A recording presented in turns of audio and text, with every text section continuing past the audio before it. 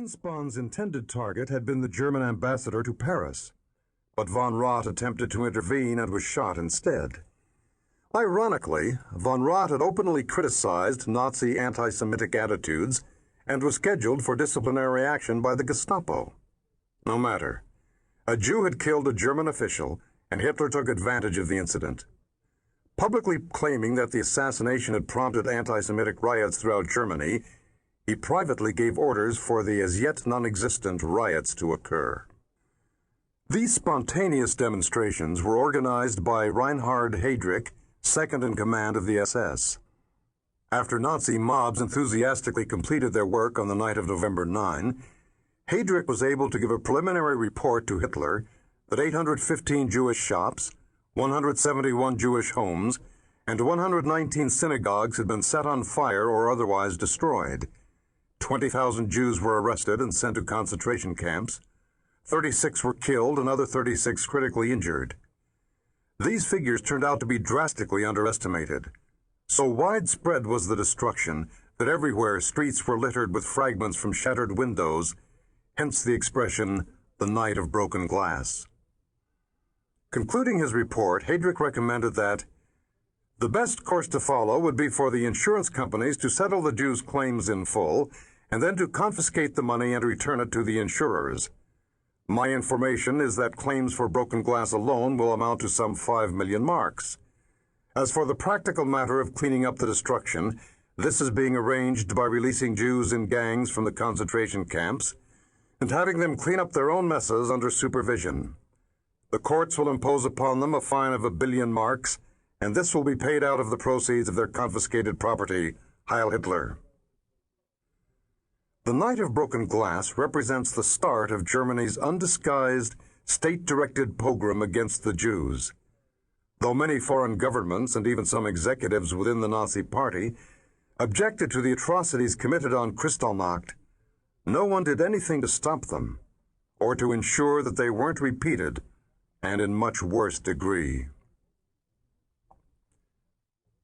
The Night and Fog.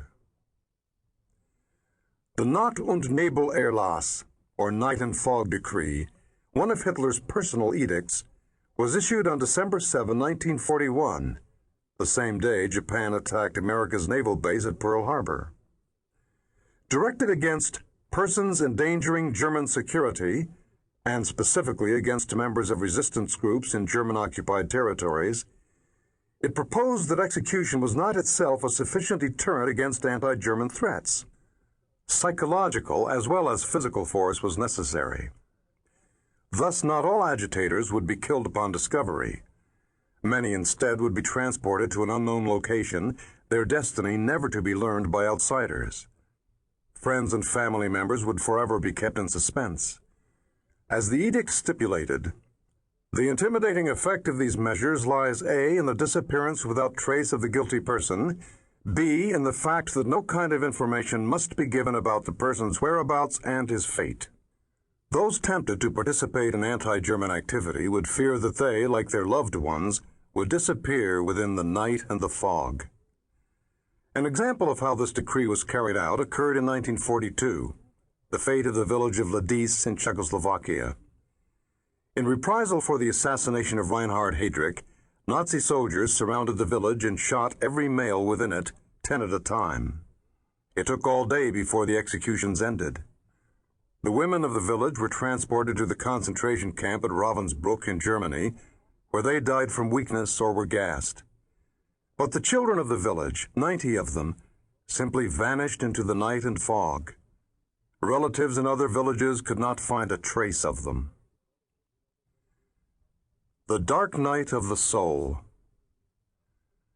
On January 20, 1942, 6 weeks after the Night and Fog Decree, Hitler ordered his senior SS officers to attend a special conference in Berlin for the purpose of organizing the final solution to what the Führer called the Jewish question. Anti-Semitic riots and laws intended to force the Jews to leave German territory of their own accord had been only partially successful. Most Jews had been reluctant to leave their homes and businesses. Massive deportations, too, had been only partially successful. The process took too much time and was too expensive.